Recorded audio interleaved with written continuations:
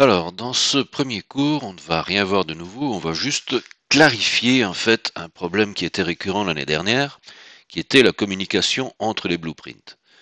Donc en gros, récupérer une variable d'un blueprint à partir d'un autre blueprint. Donc tout ce que j'ai ici, c'est très simple, j'ai juste un cube et mon personnage first person character. Alors ce cube, qu'est-ce que j'ai là-dedans? On va d'abord aller dans le viewport, voilà, donc j'ai mon mesh, le cube, et j'ai une box de détection tout autour.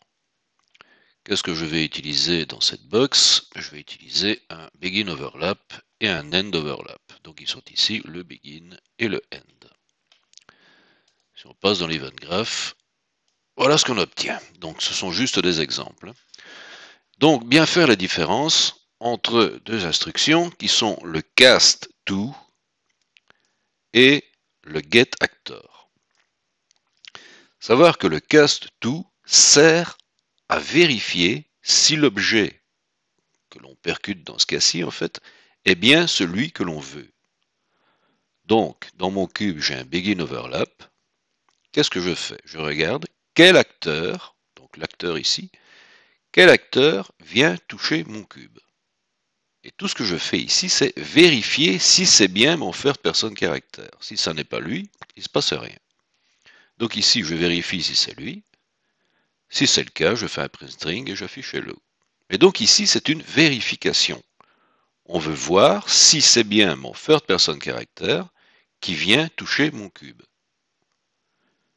Donc si je fais un essai de ça, je vais aller toucher mon cube, boum, et il affiche hello. Donc c'est bien ce qu'on veut. Ici, donc si c'est bien mon personnage, il affiche hello. Si ça n'était pas lui qui vient percuter le cube, il ne se passerait rien. Alors ce cast est très pratique quand on fait un overlap. Par contre, il devient nettement moins pratique lorsqu'il est utilisé tout seul, étant donné qu'il faut toujours relier cet objet qui est ici. Alors, si c'est un first person character, c'est facile, on fait un getPlayerCharacter et on récupère une variable v qui pourrait se trouver à l'intérieur de mon perso. Si c'est pas un first person, ça pose un gros problème. Donc, on a deux autres petites choses, notamment le getActorOfClass. Ici, on ne vérifie rien. On ne regarde pas est-ce que c'est lui qui va, non. Ici, on récupère directement l'acteur. Donc, getActorOfClass, quelle classe? Le first person character, duquel on vient récupérer, s'il y en a une variable v. Deuxième solution, on a le getAllActorOfClass. Donc, si votre classe comprend plusieurs acteurs les mêmes, imaginons que vous ayez ici votre first person et en même temps vous avez 50 ennemis qui sont de la même classe, à partir de là, il va vous sortir un tableau. Un tableau, donc, qui contient tous les personnages type first person character. Alors, s'il n'y en a qu'un, facile, on fait un get0. Donc 0, n'oublions pas, est toujours le premier élément d'un tableau, et on récupère son target v. Si vous en avez plusieurs, on fait une boucle, for each loop. Donc on va analyser en fait chaque élément du tableau, et de chaque élément du tableau, on va sortir sa vie.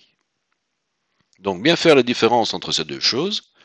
Cast2 sert d'abord, comme dans ce cas-ci, à vérifier si c'est bien mon perso qui le touche. Si c'est le cas, on a ici une sortie as first person character. Donc si j'avais une variable v, je la récupère là.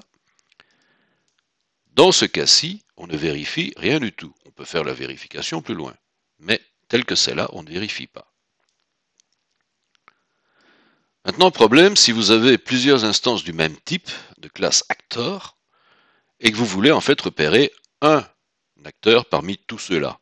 Donc imaginez, vous avez 50 ennemis, mais il y en a un qui est beaucoup plus fort que les autres, et ça ne se voit pas. Dans ces cas-là, on peut utiliser alors le tag. Get all actors with tag. Donc le tag, vous tapez ce que vous voulez en fait. Ici, je l'ai appelé boule 2. Oh, que c'est sympathique. Et donc, get all actors with tag. On regarde, donc je suis sur un end overlap, toujours sur mon cube. Je regarde en fait si mon acteur a le même tag que celui qui m'intéresse. Donc, est-ce que l'acteur qui touche est un tag boule 2? Je sors donc de mon tableau, je fais un get0 je fais une égalité, donc une vérification d'égalité entre l'acteur qui touche et l'autre. Si c'est le cas, inString hello2. Donc là, c'est pour la sortie. Alors, où est-ce qu'on met ces tags? Ben, ici, je l'ai mis en fait dans mon personnage principal, puisque c'est lui que je veux vérifier. Donc, on clique sur le perso, Search Detail, et vous tapez tag, sans H, tag. Et vous remarquez ici que dans mon acteur, j'ai rajouté un élément dans mon tableau que j'ai appelé boule 2. Et donc, si je fais tourner cette chose, quand j'ai mon begin overlap, donc là je fais un cast to, boum, et j'ai bien mon hello.